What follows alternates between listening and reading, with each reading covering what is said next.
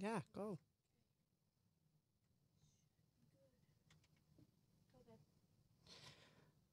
Hello. I can't hear my voice on this. I need to hear the microphone. Hey, so another Monday, and we are doing our addiction recovery show. What addiction recovery hope, capital HOPE, and resources.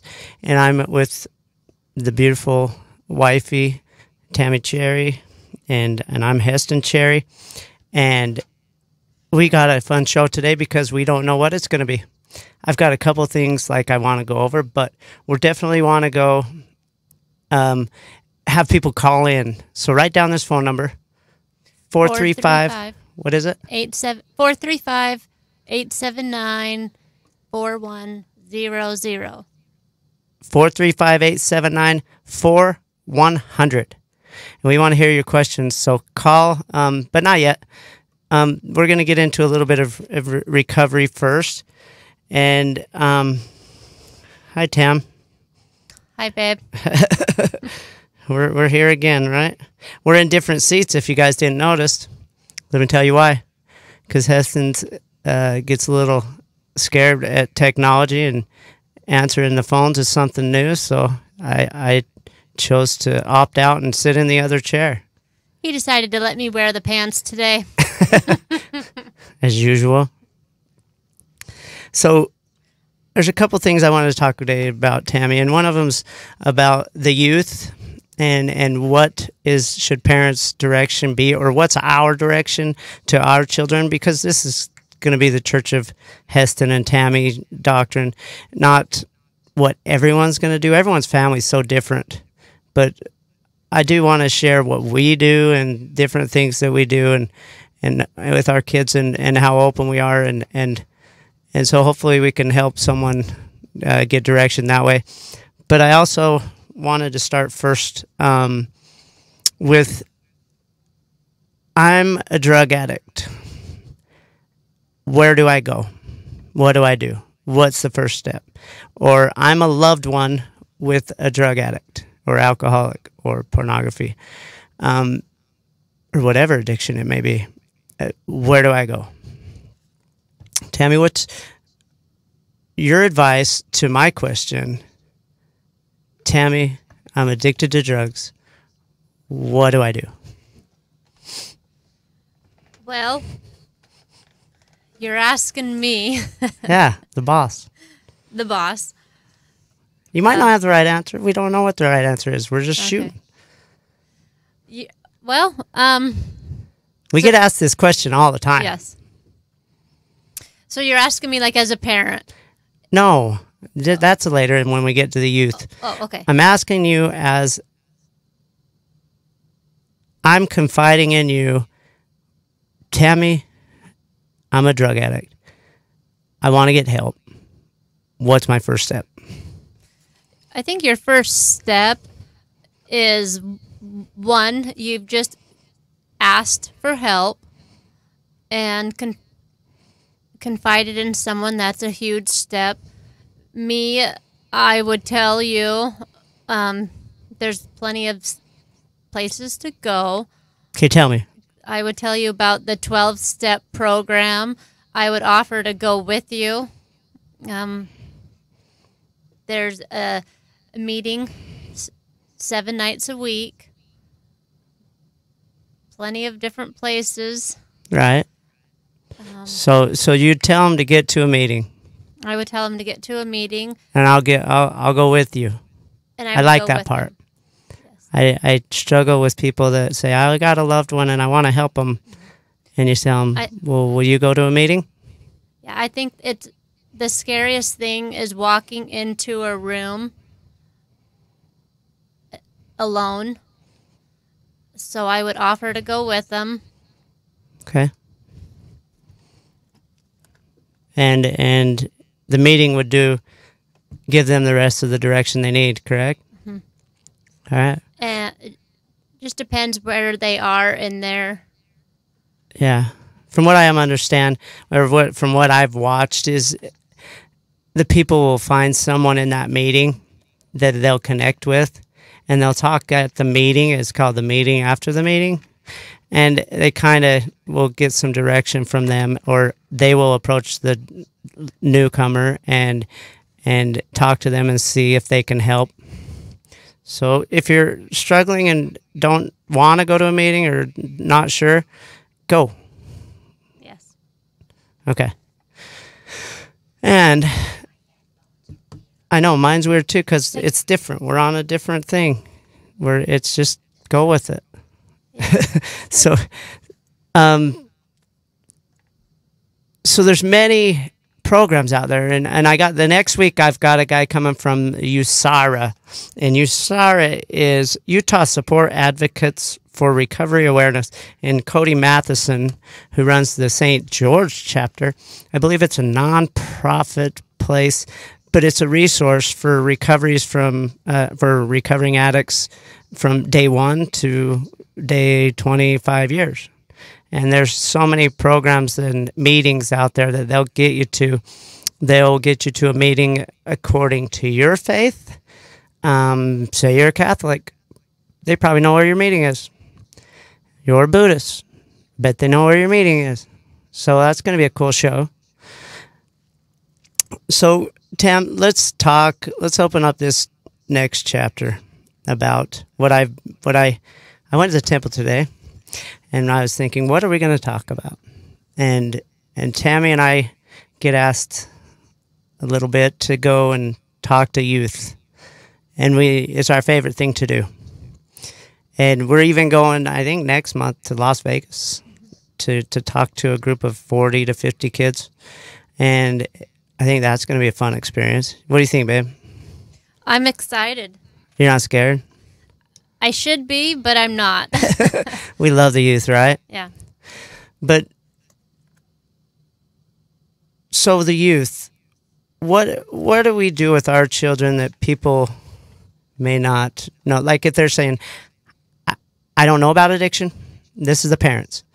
I don't know about addiction. I'm not aware of all the resources out there. I don't know how to talk to my kids. What do I do? Don't be scared to talk to your kids about scared. addiction. New word. I think that it's more scary for the parents than it is than the kids. I think the kids are so willing to talk to the parents and open to talk. It's more the parents that shy away from the conversation than it is. We talk in our household, we talk about sex, drugs, we talk about puberty, we talk about any topic, and we laugh. It embarrasses me. And we make light of everything. And even though sometimes it might be awkward, the kids know that we are awesome parents and that we can talk about these things, and they can come to us at any time, and that we can also be, serious. And they know that if they're on a computer and porn pops up, they've been instructed to turn the computer off. They need to come directly to us, and they have a plan. You parents need to have a plan. These kids are willing to talk to their kids. It's, I don't know, but so I was thinking, it's a popular saying. It happened when I was a kid. It's just say no. Say no to drugs. And I think you got to go further. Yeah, it's not just about saying no. These kids need to know more about why no is no. They need to see the effects of what the drugs do. They need to see the effects of what pornography does to the brain. They need to see the consequences, and they need more than just no. No doesn't work. Yeah. And that's what I was going to say is, yeah, say no to drugs. The only way a child will ever know if they're not an addict or if they are is to never try drugs. And that's what I preach to all these kids is don't ever try it. And so with our kids, I think we've prepared them and we continue to prepare them with, for instances, When Caleb, this happens, there's a guy going to come up to you, a buddy. You're going to feel like, this is my buddy. I don't want to let him down. He's going to offer you marijuana. He's going to offer you something, some drug, a pill. We got to have a plan. Because if we don't have a plan, we might make the wrong decision. So when someone does happen to come up to you and says, okay, you got to try this pill. It's amazing. If we haven't talked to him and we ain't given him a plan, he takes the pill, loves the pill, because that's the thing. People say, oh, it's horrible for you. It's so bad. They take it or they drink and they actually have fun the first time. Then we got a problem. Yep. But if we plan with them and tell them, you know what, you're going to have peer pressure. You're going to feel like, I can't let this buddy down. But you can, and you will, if you have a plan. What do you say? I agree. I also tell them, addiction is progressive disease. And my children and Tammy's children don't have very good chances of not being an addict if they use. Because it is medically proven that if the dad is a drug addict and an alcoholic, they have a high percentage chance of being one. If the dad and the mom are drug addicts and alcoholic, or whatever, they have even more chance of being an addict. And it's medically proven, genetically proven that that's how it is. Yes. So that's where we go with our kids is my son and Tammy's, kids and our kids, they know both parents had problems with addictions. And we better have a plan so we never start. And I'm not saying that they might not make the wrong decisions, but they're going to be educated. What do you think, Mama? I think that this is right on. We also tell them that they're going to probably drop out of college if they ever decide to do that. Mm-hmm. They're going to lose jobs. They're going to lose friendships. They're going to lose marriages. They're going to lose money, bankruptcies, because these all go hand in hand with addictions. There's just no way out of it. Mm-hmm. It is what it is. Those are things that we've brought upon ourselves. And people struggle with me calling addiction a disease. And I don't do it so people have a crutch and say, I've got a disease I'm just going to use. It's a disease that can be controlled by our choices once we have it when we have clean time.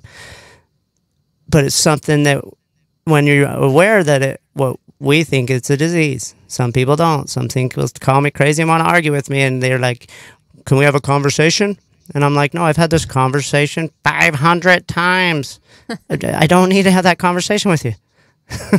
I know what I believe, and I know what you believe, and we're good. I love you. But so where we come from is where I'd say it's a disease is so someone understands that they have a disease. It's a brain disease. What do we do when we're sick? We have to have a prescription. We have to have a direction. We have to have a behavioral pattern to follow, because abstinence isn't going to make it. Just quitting drugs and alcohol isn't the answer. You've got to change your behaviors. You've got to change your way of thinking. And there's a 12-step program that'll walk you through every bit of it. And I always say if it was a 35-step program, I would have done 35 steps. because I was willing. I was at that bottom. But anyway, so we rambled on. Yeah, go. Let me throw the number out there one more time. Yeah. 435-879-4100. 100.3 FM. Okay, if you guys have any questions, please give us a call, and we will answer your questions. And in the meantime, we're going to go on to where Tammy and I were in our addictions. Yes. I figured at the end of my addiction, I was spending about $1,500 a month on my addiction. And I told my church class yesterday I was a professional drug addict for 25 years. And they probably all looked at me and thought I was crazy. How do you be a professional drug addict? Well, professional makes a living doing what they do. Mm-hmm. So you'll find a way to do that. I wasn't a very good person. It was tough, you know. I had good intentions, but when you're at that point, it just takes over. Anyway, I just wanted to say that because I was figuring that out in my head today. Where are we at with how much money? I think I'm still talking about the youth of why to say no, you know? Mm-hmm. What else do we do with our kids that people might do? You know what I know we do? We eat dinner together pretty much 6 days a week, if not 7. Yeah. I love that. Yeah. I love sitting at the table. And even if I'm the last one to sit at the table because I'm getting everyone's plates dinner. You're the queen of the kitchen. And I get 2 minutes at the table. And everyone else is running. And everyone is done eating. I love that. But we do spend time together. We spend at least one night a week together as kids and talking to our kids and away from electronics. Wow, those electronics. They're killing us. It's awful. What do you think? Hey, wifey, let's open this up. What do you think about what's a good time for kids to be on computers or video games? A day. A day? Okay, so we know what they say. Yeah. And they say an hour a day, I think.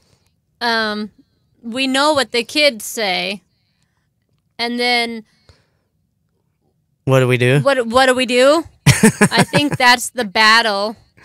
Yeah. I think as all parents, we go through the battle with our kids. Yeah. We go through the moments where we want to fight with the kids, and then we go through the time where we go through the little episodes where maybe we just are so close. So close to not letting them play 3 hours in a row. We fail sometimes. I'm so close to where I'm just ready to take them out of the house. Yeah, and we do. Sometimes I've done it before. Yeah, we do. Because we got to entertain them. I remember, but I say these things that we sit down with our kids and we eat meals and we do things as a family is because this is how we keep our children away from hopefully at least communicating with us when they do. Because your kids are going to get asked to do drugs. I was a kid, and I'm not saying my parents were bad. They were great, but they did what they had to do. But my mom worked in a bar till 2:30 in the morning. And my dad was a train engineer, so he was out of town 3-4 days a week. And so, and then they got divorced, so I was living with my mom, and 2 brothers and I were at home till 2:30 in the morning. Mom would leave us dinner. So you're running the streets with your friends. Yeah. And our kids are I mean, one of them's in sports, and he's a busy kid, and then we have the other one that his passion is computers, Yeah. and he's brilliant Yeah. at computers. We got 2.1 seconds. Did the whole alphabet. Yeah, and so School record. it's a toss-up. Do we want him out there? And this is a parent justifying. Well, they're not running with kids out there. We know they're safe in their bedroom. Are we justifying? Hey, I like your answer. Get a bigger house. Yeah. So they Then bring we their can friends have over. friends come over to our house. Yeah, that's wifey. She's been looking at houses. Yeah. She's like, if we get upstairs, then they'll bring their friends to our house. Then they're on our turf, and we get to decide What they do. how they behave. Then they can all play video games at our house. And then there goes that hour again. Ay, ay, ay. This parenting stuff. Technology, huh? Someone's got to call. Yeah, Get is a call anyone in. going to call? Help call us 435-879-4100. We need someone to call and so we can answer a question. I told wifey yesterday, maybe we just take the week off. I haven't got a guest. She's like, no, we're not. I'll get on with you. And it was your idea this time. We're making it. Maybe it was a bad idea. Yeah.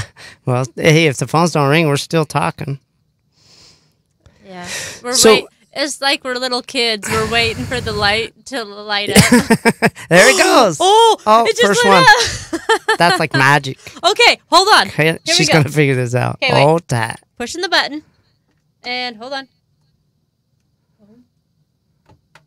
Is it working? Okay. Hello? St. Hello? George Radio. You dropped the call. No. Hello? Someone's on there. Turn up the speaker, honey. There you go. Okay. Hello? Can you hear me? Yes, we can hear you. Tammy, this is Fred. How are you? Fred from Homer. Fred! What's up, Fred? Fred, how are you? How are you? I'm good, thank you. How are you? Oh, wonderful. Fred, what do you got Right. for us today? I don't know. I just wanted to give you, first of all, I just wanted to thank you for you putting yourselves out there and doing this show. It's needed, and, if it helps one person, it's worth it. Even if it just helps you guys, it's awesome. Yeah, that's our intention. So thanks for the comments, and I hear that you're going to come visit and come on with us. If it's the same person, you struggled in your life. Yeah, it's correct. Right now I'm in West Virginia. Carol and I, we've been on the road for almost 5 years now. We've been house sitting all over the world. Oh, and man. We're out in West Virginia currently, and we will be in Utah December and January. And one of our children lives in the St. George area, and we will be down there. So we'll get together at that time. Yeah. I So- don't really have a question. I don't really have a question, but I'd like you to comment because we do get this comment all the time, and I always say addiction's a disease. And would you please play devil's advocate for me so I can hear you out? Sure. I know you did. You did get my comment on your show. I did, and I love it. Previously. I appreciate All right. it. Here's the deal. Yeah. Here's the deal. I've been clean for over 26 years now. Awesome. Yay. Yay! And it is a truly a blessing. I'm healthy. I have the gospel in my life. I have a wonderful wife. I'm healthy. I have a fantastic life. I feel like I'm a normal person. I have for a long time. But here's what Sure. happened. In 1982, I went to treatment. And at the time, when I got out of treatment, they told me to go to 90 meetings in 90 days, and I did. Yeah, that's common. That's a However- good idea. However, at the time, there was only one NA meeting a week, and they had the little white pamphlet. They hadn't even written the basic text of Narcotics Anonymous yet. Sure. So I went to I went to AA, and of course I had to substitute language. I couldn't say when I drank, because I really didn't drink hardly ever. I used, and I didn't get drunk. I got high, and I wasn't sober. I was clean. And long story short, I guess I just wasn't ready, because after a year and a half, I went back out. And then May 23rd, 1992, I woke up on a Friday morning, and I decided I am never going to use drugs again. And I had my younger brother take me to a treatment center, and they wanted me to stay for 30 days. And I told them, I said, look, I need to just clean out my mind a little bit, and I need to be armed with information so when I go home, I know how to deal with my situation, because my wife was using at the time. And and when I was there, I was talking with the counselor, and she was a real sweet lady. She talked very, very, very, very fast. And whenever I asked her to repeat something, she just said that if you really are interested in what I have to say, you won't be asking me to repeat it. You pay attention. And she said, you need to separate the BS from the ice cream, and you need to take what's right and what's good, and you need to move on with your life. And here's what she told me at that time, and this is where I had a very foundational belief and understanding about my situation. She told me that the reason they call this a disease is because there are many similarities to addiction that diseases have. Number two, she said another reason that it is classified as a disease by the government is because if it wasn't, they would not be able to provide funding for treatment centers. It's big business. Oh, yeah, it is. It's a lot of money. You know what I struggle with about the treatment centers is that you can't get in them if you don't have insurance. Exactly. And number three, the thing about it is that the progression of a disease is not anything that you can control. And so this addiction that I have is something that I chose to get involved in. Now, I didn't have the fullness of the information I'm providing you today at that time, because I joined the Church of Jesus Christ of Latter-day Saints 22 years ago. I was 41 years old and already been clean for 4 years, I guess. And so I began to learn about the atonement. I began to learn that we can be healed through the atonement. Agreed. And I also learned that when I sin, and for argument's sake, when I do drugs, I'm sinning. Now, if I tell you, or I tell my wife, or I get on my knees and I tell my Heavenly Father, I promise you, I'm not going to do this again, I'm forgiven. Yeah. And my sins are basically washed away, and I feel really, really good about myself. Okay. Then I get weak, and I go out and I use again. Now, I think you know, and anybody listening that is an addict knows that when they use, after making that promise that they won't, they don't just feel bad. They feel absolutely rock bottom horrible, because when we sin and we repeat the same sin over and over again, as addicts do, all of our previous sins come back and are heaped upon the current sin that we do. That's the progression. It's a spiritual progression that is not edifying, but it is just the opposite. And it destroys our spirit. It destroys our soul. That is the progressiveness of the situation. Yeah, we got to wrap it up, but I'm not going to disagree on a lot of the stuff that I think you're pretty on. I mean, I don't have anything that I don't agree with you on that you're saying from a personal stance, besides the fact that medicines came a long way in 26 years, and decisions have came that way. But I didn't go to treatment. I didn't go.